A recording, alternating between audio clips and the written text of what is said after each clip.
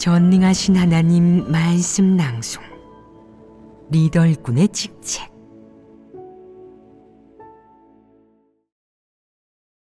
리더 일꾼의 직책 9. 6. 재물관리. 6번째는 재물관리다.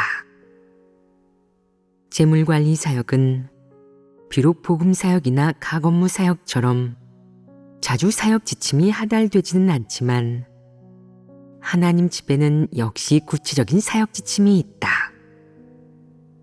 재물관리에는 어떤 것들이 포함되느냐? 재물을 어떻게 보관할지, 어디에 보관할지, 어떤 사람들이 관리할지, 위험이 닥치거나 환경이 열악한 것과 같은 특수한 상황에서 재물을 어떻게 분배, 관리, 이동시킬지와 같은 내용이다.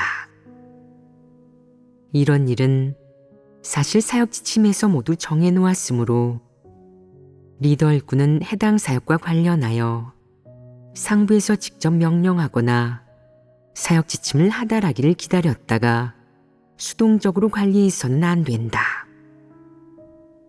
만약 재물을 구체적으로 어떻게 처리하라는 즉각적인 사역 지침이 없어서 특수한 상황에서 어떻게 처리해야 할지도 모르고 즉시 상부의 답변을 듣지 못할 때는 어떻게 해야 하느냐?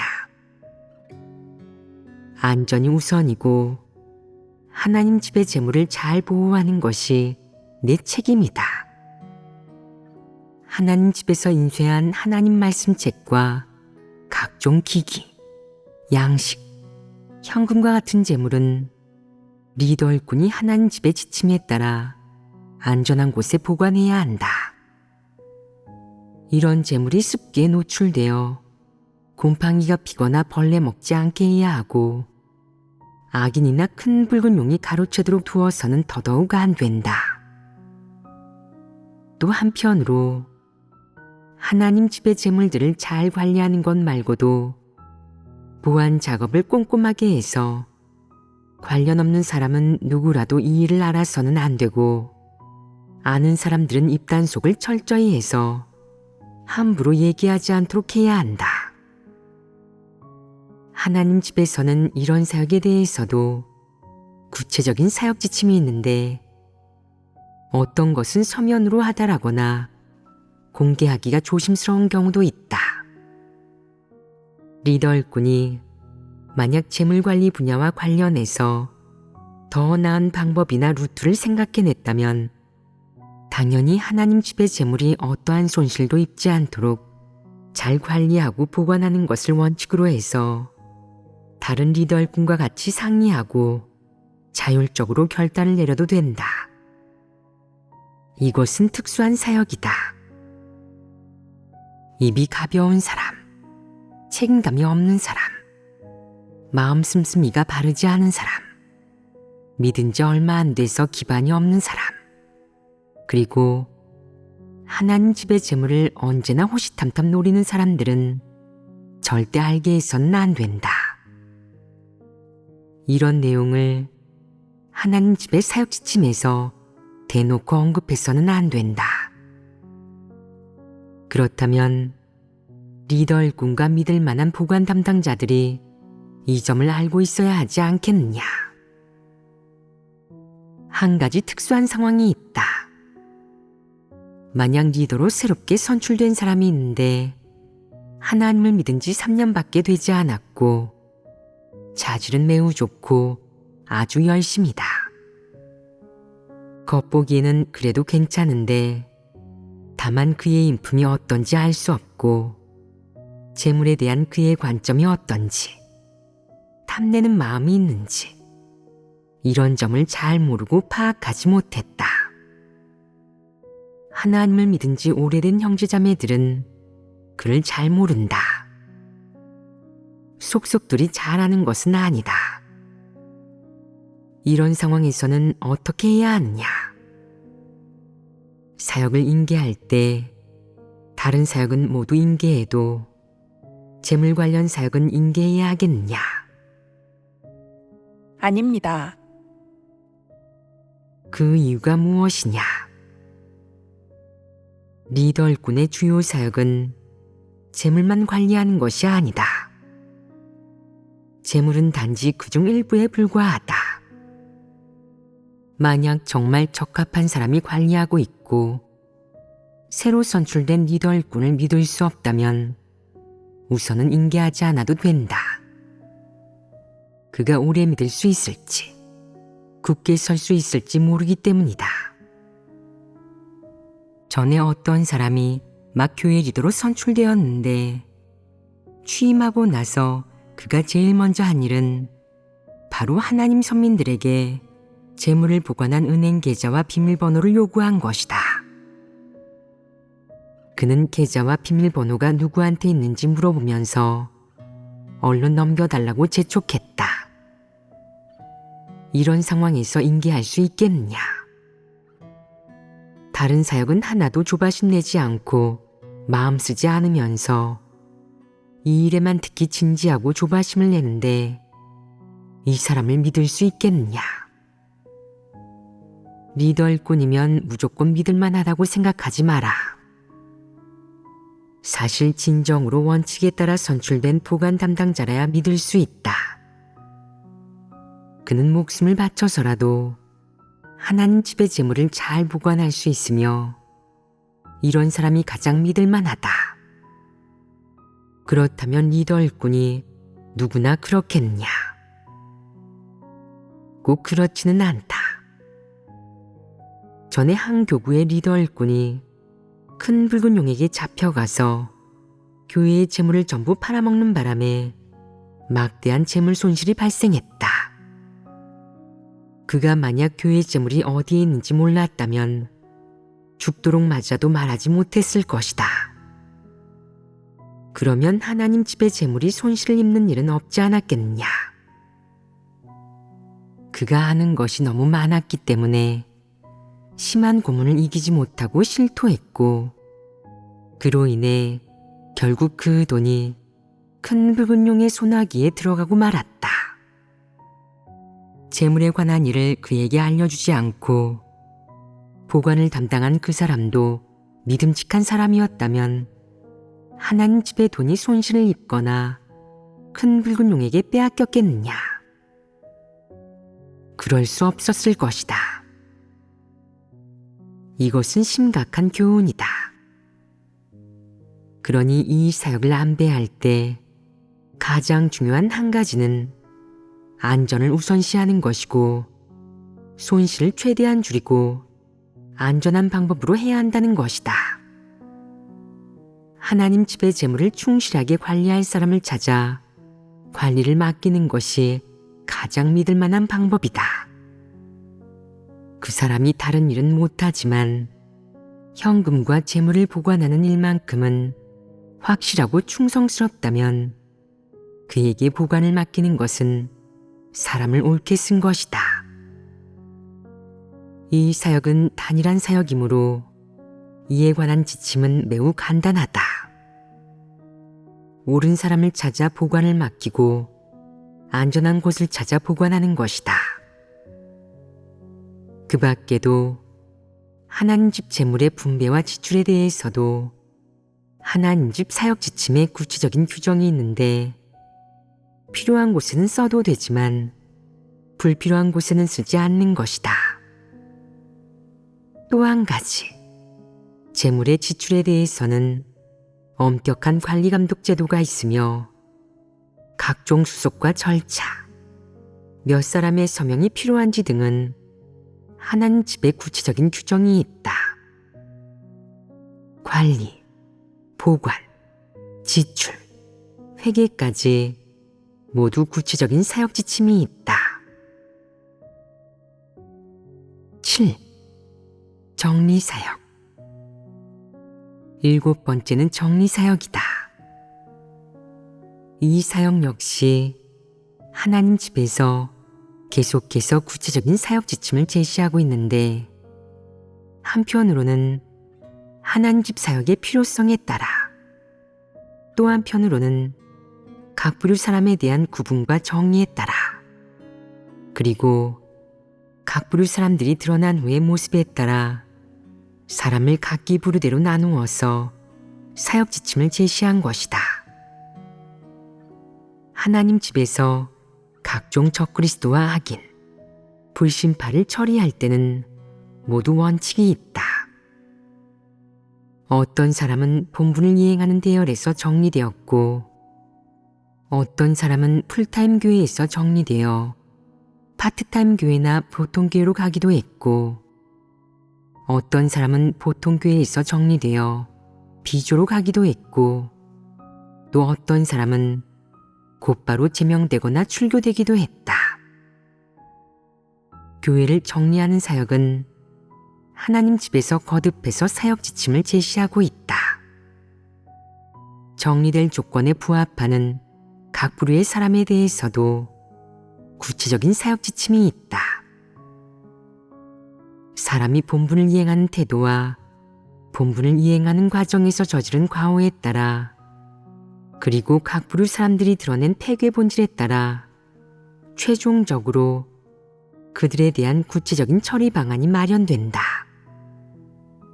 그러니 각종 악인, 불신파, 적그리스도에 대한 하나님 집의 처리는 완전히 하나님 말씀과 진리 원칙에 근거하며 하나님의 뜻에 완전히 부합한다.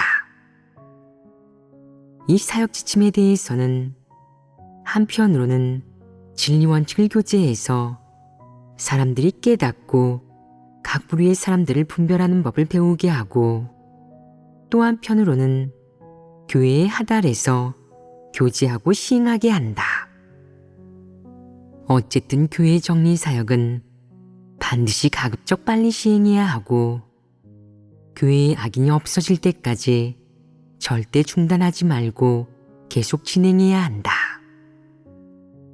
상부에서 교회를 정리하라는 사역 지침을 하달하기만을 기다렸다가 그때서야 한동안 정리 사역을 하고, 그 후 한동안 지나 악인이 교란하는 것을 또 발견하였으나 상부에 사역 지침이 없다고 해서 이를 내버려 두고 정리하지 않아도 되는 그런 것이 아니다. 그래서는 안 된다. 교회의 정리 사역은 지속적으로 질서 있게 진행되어야 한다. 제명하거나 출교해야 할 대상이 있는 한 정리 사역을 계속해야 하며, 수동적으로 상부의 명령만 기다리거나 윗선 리더에게서 내용이 전달되기만 기다려서는 안 되고, 수동적으로 더 많은 형제자매들이 보고하거나 고발하기만 기다려서도 안 된다. 하나님 선민들이 신고하거나 고발하면 리더 일꾼은 당연히 조사 처리에 착수해야 한다. 만약 리더 일꾼이 투서를 보류하고 처리하지 않으면 해당 리더 일꾼에 대해 조사하고 처리해야 한다. 만약 그가 악인을 두둔하는 사실이 발견되면 그 리더 일꾼과 악인을 함께 교회에서 제명해야 한다. 교회 정리 사역을 하지 않는 리더 일꾼은 모두 거짓 리더, 거짓 일꾼이며 제때 교체해야 한다. 만약 그래도 악인을 두둔하고 보호한다면 적그리스도로 규정해서 제명하거나 출교해도 좋다. 이것이 바로 교회 정리 사역에 대해 하나님 집에서 마련한 구체적인 규정이다. 교회를 정리하는 사역은 시급한 사역이고 매우 뜻깊은 사역이다. 너희가 볼 때 교회를 정리하는 것은 교회를 정결케 하기 위해서가 아니냐. 교회가 정결케 되었다면, 즉 교란하는 악인이 없고 불신파가 섞이지 않는다면 그런 교회는 바로 진정한 교회이고 교회 생활의 성과도 가장 좋을 것이다. 이는 그리스도 나라의 실현을 향해 성큼 더 나아간 것이 아니냐. 이런 순결한 교회는 하나님 나라 복음의 확장에 가장 유리하다. 그것은 모든 사람이 진리 실제가 있고 모든 사람이 하나님을 증거할 수 있고 하나님의 백성이 될 수 있으며 더 이상 교란하는 악인이 없을 것이기 때문이다. 당연히 이런 교회가 가장 축복받은 교회이기도 하다. 따라서 교회의 정리는 가장 의미 있는 일이며 이는 하나님 선민들의 본분이행 환경을 더욱 편안하게 만들고 악인에게 교란되지 않도록 하기 위함이다. 또한 하나님 집에서는 할 일 없는 사람, 쓸모없는 인간을 먹여 살리지 않고 안위를 탐하고 떡으로 배만 불리려 하는 기생충을 먹여 살리지 않는다. 본분을 전혀 이행하지 않으면서 다른 사람의 본분 이행에 교란과 지장을 가져오는 자, 교회 안에서 멋대로 떠들며 왈가왈부하고 본연의 일을 하지 않는 이런 자들도 제명 대상이다. 지금은 각 부류 사람들이 모조리 완전히 드러났기에 교회의 정리사역은 피할 수 없으며 정리사역을 반드시 철저히 해야 한다. 드러난 악인, 적그리스도, 불신파, 태물, 기생충은 모두 하나님이 혐오하여 버리는 대상이고 구제 불가능한 자들이다. 만약 정리사역을 하지 않는다면 복음 확장 사역에 지장이 될 것이다. 따라서 교회를 정리하는 사역은 당장 시급하게 제대로 해야 할 중요한 사역이다. 교회 정리 사역을 잘할 수 있는 리더 일꾼이야말로 양성할 가치가 있으며 계속 리더 일꾼을 맡아도 되는 사람이다.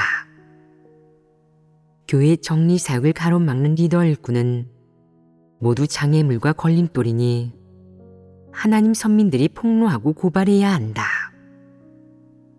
가끔 리더 일꾼들은 우선 교회의 사역의 장애물과 걸림돌을 철저하게 제명하고 해결해야 하나님 뜻에 합할 수 있다. 그래야 교회 각 사역의 순조로운 진행에 유리하고 교회에서 하나님의 뜻이 이루어져서 하나님이 완전히 영광을 얻는 데 유리하다. 8. 외부 업무. 8번째는 외부 업무이다. 외부 업무는 크다면 크고 작다면 작은 사역이다. 외부 업무에 대해서도 하나님 집의 사역 지침에 몇 가지 원칙이 있다. 하나는 현지 법률과 구체적인 지역 규정을 알아보는 것이다. 즉, 교회가 현지에서 어떤 일을 하든 해당 지역 법률에 대한 파악이 우선되어야 한다는 것이 한 가지 원칙이다. 또 하나는 본인이 이해하지 못하거나 잘 알지 못하는 일부 외부 관련 문제는 변호사나 관련 법률 전문가에게 자문을 구해야 하며 혼자서 함부로 판단하지 말고 각국의 국가 정황에 따라 구체적인 처리 방안을 마련해야 한다. 그렇다면 이 방안은 어떻게 마련하느냐? 바로 변호사의 조언에 따르고 변호사에게 판단을 맡겨야 하며 자기가 함부로 결론 짓거나 결정을 내려서는 안 된다. 국가마다 상황과 정책이 다르고 법률 규정도 다르므로 상상에 따라 일을 처리해서는 안 된다. 중국을 예로 들자면 길에서 누군가 강도를 당하는 장면을 목격했을 경우 중국의 법률 규정에서는 이를 목격한 행인이 용감하게 나서서 강도를 먼저 붙잡은 다음 그를 경찰에게 넘길 수 있다. 너는 이로 인해 용감한 영웅이 되고 어떠한 법적 책임도 질 필요가 없으며 칭찬을 받을 것이다. 이것은 중국의 상황과 제도이자 일종의 전통 문화이기도 하다.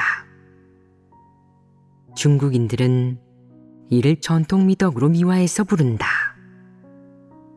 하지만 서양, 특히 미국, 캐나다와 같은 나라에서는 좀도둑이 물건을 훔치는 것을 보고 먼저 그를 붙잡은 다음 경찰이 와서 그를 잡아가게 한다면 이는 잘못된 행동이고 법을 위반한 행동이다. 너는 일반 시민이지 법의 집행자가 아니기 때문이다. 너에게는 사람을 붙잡을 권한이 없으며 그럴 권한은 경찰에게 있다. 좀도둑이 물건을 훔치는 장면을 목격했을 때 내가 경찰에 신고할 수는 있지만 내 손으로 직접 도둑을 잡아서는 안 된다. 함부로 도둑을 잡는 것은 위법이며 이것이 서양의 법률 규정이다. 중국인의 전통 미덕을 서양에서 실천하는 것은 부적절하며 서양에는 서양의 법률이 있다. 서양 국가에서 만약 길에서 누가 넘어진 것을 목격했을 경우 법률에서 어떻게 규정했느냐? 반드시 다가가서 물어봐야 한다. 괜찮으세요? 도와드릴까요? 만약 그 사람이 괜찮다고 하면 가도 된다.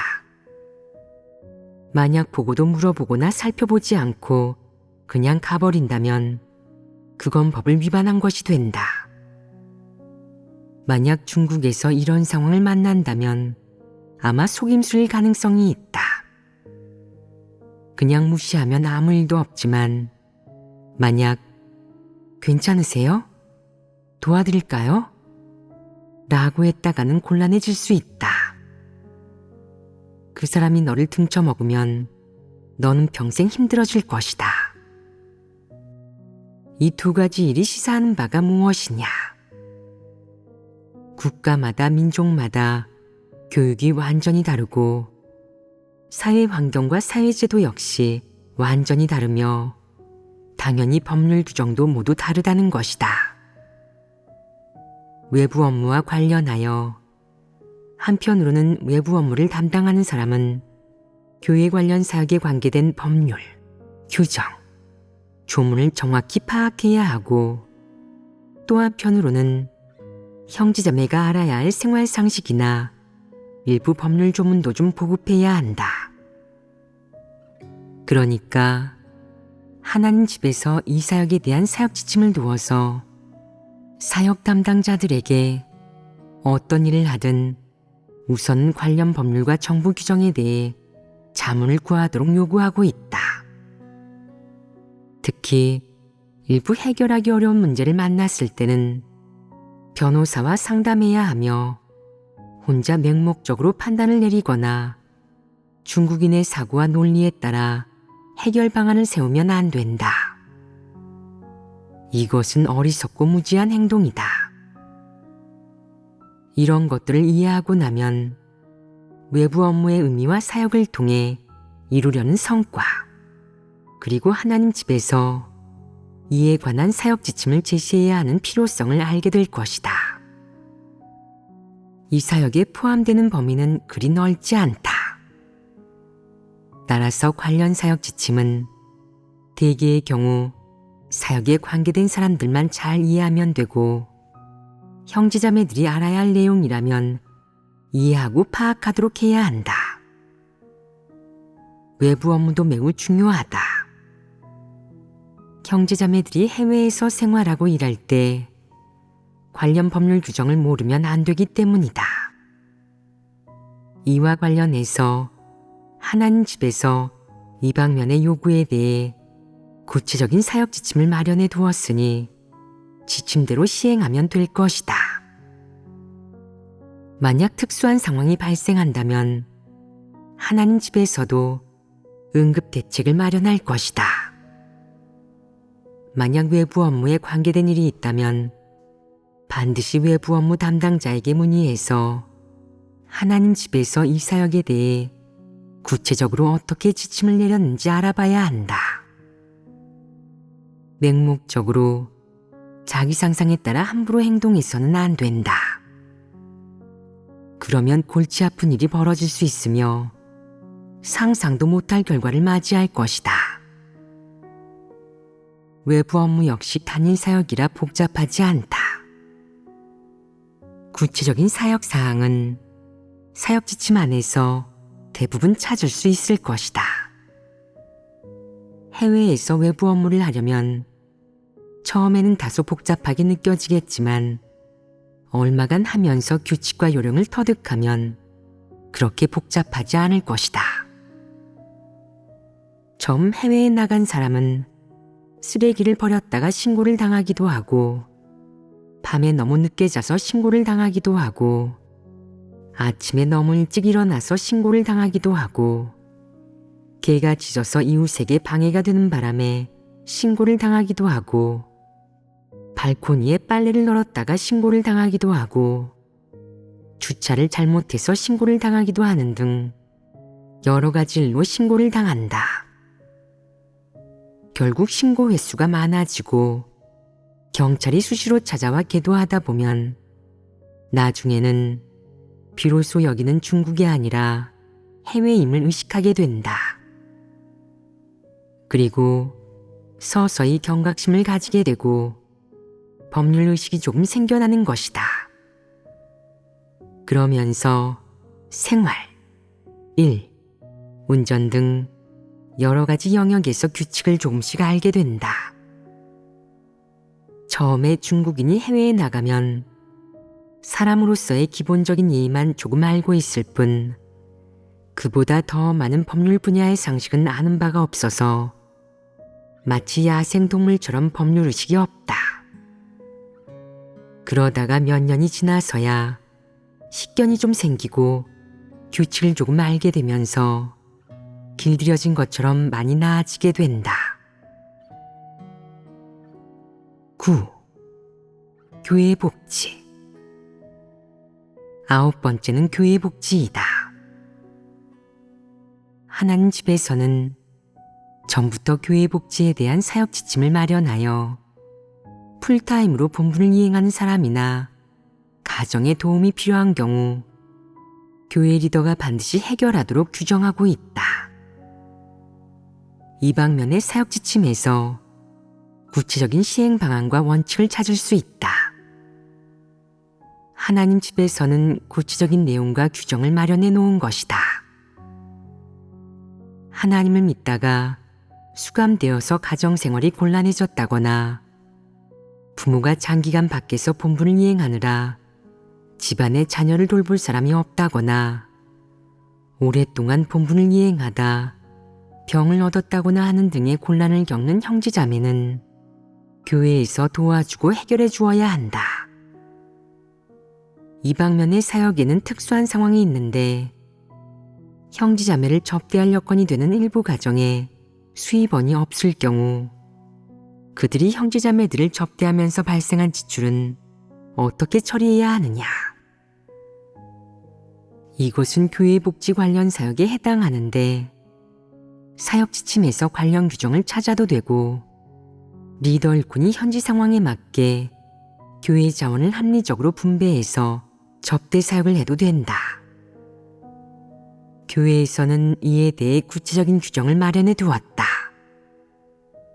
만약 구체적으로 규정한 범위를 넘어서는 특수한 상황이 발생한다면 리더 일꾼이 교제와 상의를 통해 현지의 일반적인 생활 수준에 맞춰 구체적이고 합리적으로 안배할 수 있다. 비록 이 사역이 규모가 큰 사역이나 중요한 임무는 아니지만 리더 일꾼의 직책에 포함되는 사역 중 하나이므로 소홀히 다루어서는 안 된다. 도움이나 원조가 필요한 사람이 없다면 억지로 찾을 필요는 없지만 필요한 사람이 있다면 피해서는 안 된다. 외면하고 수수방관하거나 못 본 채에서는 더더욱 안 되며 원칙에 따라 처리해야 한다. 이것이 바로 직책이라는 것이다. 10. 응급대책. 10번째는 응급대책이다. 응급대책은 하나님 집에 어떤 사역에 발생한 특수한 문제를 해결하기 위한 것이다. 복음사역이나 행정사역, 업무사역에서 발생하는 시급히 해결해야 하는 문제, 혹은 적그리스도나 거짓 리더 사건 처리, 혹은 사람을 미혹하는 일을 분별해야 하는 특수한 상황과 같은 일들이 모두 응급대책에 해당한다. 예를 들어 어떤 사람이 방해와 교란을 일으키거나 적그리스도가 독단적으로 독립왕국을 세우는 등 이러한 일이 하나님 집에서 발견되면 그에 대해 사역 지침을 마련하여 구체적인 배치가 필요하다고 판단될 때 하나님 집에서는 서면으로 이에 상응하는 문서를 하달한다. 이 방면은 그 당시 교회의 돌발적인 상황을 근거로 하며 상부에서 사안의 심각성에 따라 구체적인 사역 지침을 마련해서 하달하고 전달한다. 구체적인 방안이 리더 일꾼이 해야 하는 어떤 사역이든 상부에서 안배하고 리더 일꾼에게 시행하도록 요구하는 것이라면 리더 일꾼은 반드시 상부의 사역 지침에 따라 하달, 시행해야 하며 이를 대수롭지 않게 여겨서는 안 된다. 상부에서 이런 사역 지침을 마련한 것은 그 어떤 행정사역이나 구체적인 업무 사역 못지않다. 비록 임시적이긴 하지만 리더 일꾼은 정식 사역 지침에 따라 이를 하달, 전달, 시행, 점검한 후에 상부에 보고하고 알려야 한다. 이것이 바로 리더 일꾼의 직책이다. 응급대책은 구체적인 특정 사역만을 대상으로 하지 않는다.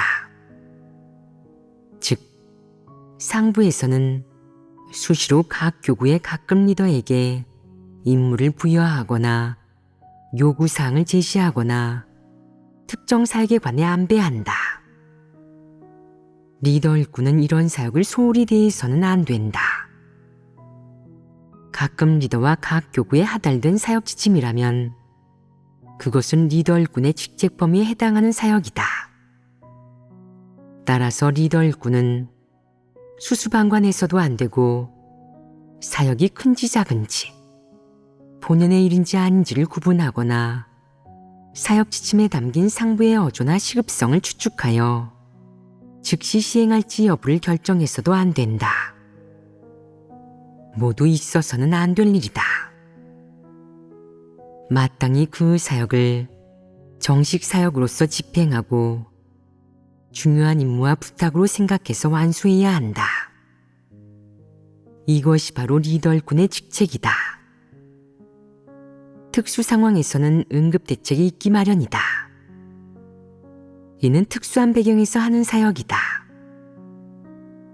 구체적이고 특수한 일이 닥쳤을 때 상부에서는 어떤 배경이나 사건을 통해 리더 일꾼이나 형제자매가 이 기회에 더욱 실제적으로 진리와 결부시켜 사람과 일을 분별할 수 있게 하고 사람과 일을 간파하는 법을 배우게 한다. 이로써 진리를 더욱 깊이 인식하게 한다. 이렇게 하는 목적은 사람들이 거짓 리더와 적그리스도를 분별할 수 있게 하려는 것이다. 또한 형제자매들에게 조용하고 적합하며 교란받지 않는 교회 생활 환경을 마련해 주려는 것이고, 또 한편으로는 사람들이 제때 각종 공과를 배우고 훈련을 받을 수 있게 하려는 것이다. 한번 훈련을 받으면 사람의 생명은 크게 성장한다. 이렇게 하는 것은 상부에서 가끔 리더 일꾼과 형제자매들, 특히 진리를 추구하는 형제자매들을 훈련하는 일종의 방식으로 악의가 있거나 사람을 괴롭히는 것도 아니고 사소한 일에 요란을 떠는 것도 아니다.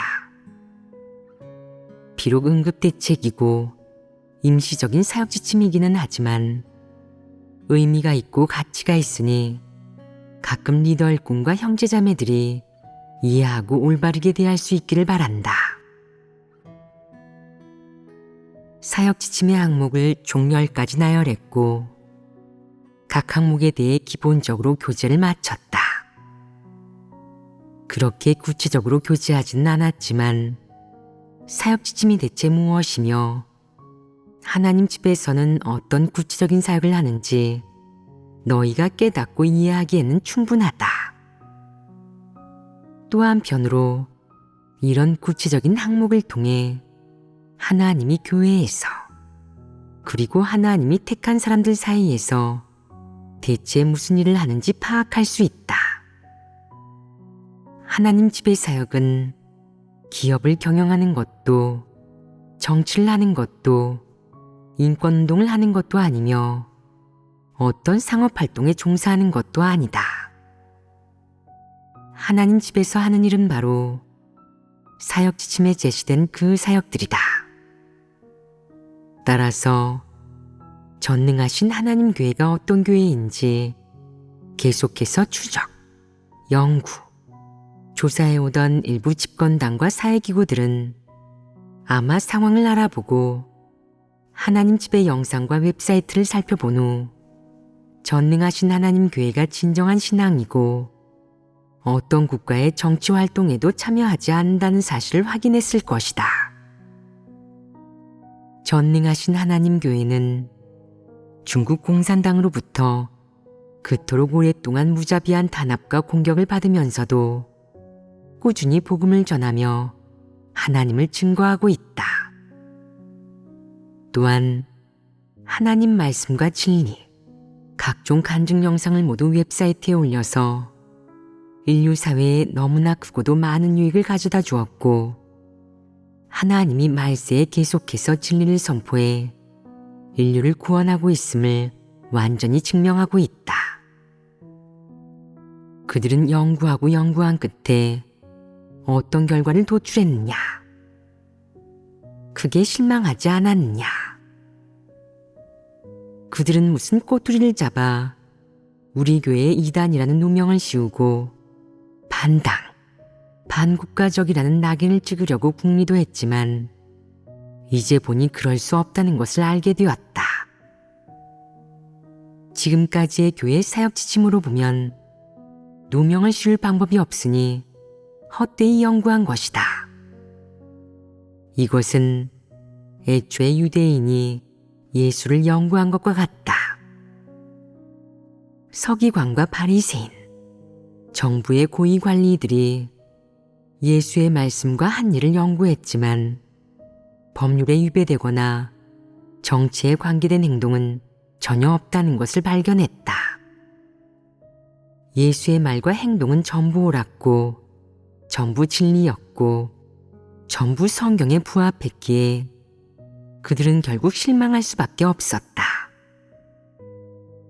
지금 종교계에서는 하나님 집의 각종 영화와 체험 간증 영상이 점점 늘어나고 있고 특히 하나님 말씀책과 말씀 낭송 영상이 갈수록 늘어나는 것을 보고 어떻게 생각하겠느냐? 그것이 하나님에게서 온 것임을 알아차리지 못한다면 그야말로 어리석기 짝이 없는 것이다. 하나님에게서 온 것은 반드시 흥하기 마련이다. 이는 성령 역사의 성과이며 누구도 가릴 수 없다. 지금은 하나님 말씀이 세계에 널리 퍼졌고 하나님이 선포한 진리가 온 인류를 향해 있다. 하나님의 현현과 사역은 규모가 크고 기세가 드높아 어느 나라, 어느 세력도 저항할 수 없으며 큰 붉은 용은 이미 철저하게 치욕을 입고 실패했다. 종교계에서 어떻게 정죄하든 그들은 하나님의 사역을 대적할 수 없고 결국에는 하나님 사역의 거센 흐름에 도태되고 침몰할 것이다. 사역 지침의 항목을 모두 교제했는데 내가 교제한 이 항목들이 하나님 집에서 하는 사역의 전부가 아니냐. 너희가 눈으로 본 것, 귀로 들은 것, 너희가 몸소 체험하고 경험한 것이 바로 이런 사역들이고 여기에 비밀은 없다. 교회의 역대 사역 지침은 큰 붉은 용의 소나기에 전부 들어갔다. 그들은 많은 내용을 완전히 파악하고 매일 연구했으며 연구 끝에 이런 결론을 얻었다. 만약 저들이 계속 이렇게 하나님 말씀을 전파하고 하나님의 사역을 증거한다면 큰일 나겠어. 반드시 저들을 모조리 없애야 해. 해외로 도망가더라도 가만둬선 안 돼. 생각해 보아라. 마귀는 폐괴된 평범한 인류와 달리 하나님에게 끝까지 대항한다.